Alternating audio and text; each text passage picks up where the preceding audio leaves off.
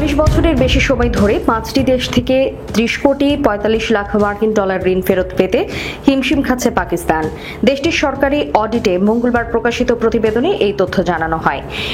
খেলাপি দেশগুলোর মধ্যে শীর্ষে রয়েছে ইরাক, এরপর রয়েছে সুদান, বাংলাদেশ, শ্রীলঙ্কা এবং গিনি বিসাউ। বহু কূটনৈতিক এবং সরকারি প্রচেষ্টা সত্ত্বেও এই দীর্ঘ সময় পেরিয়ে গেলেও এই ঋণ এখনো পরিশোধ হয়নি।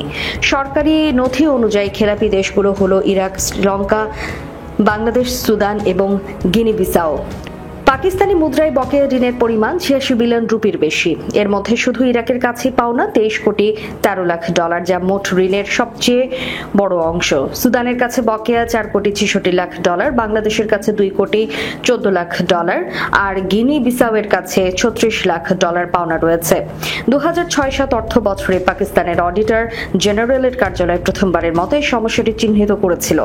অর্থনৈতিক বিষয়ক মন্ত্রণালয়ের কর্মকর্তারা জানান, পররাষ্ট্র দপ্তর, কূটনৈতিক চ্যানেল, যৌথ মন্ত্রী পর্যায়ের কমিটি, স্মারকপত্র এবং নোটিশ পাঠিয়েও ফল পাওয়া যায়নি।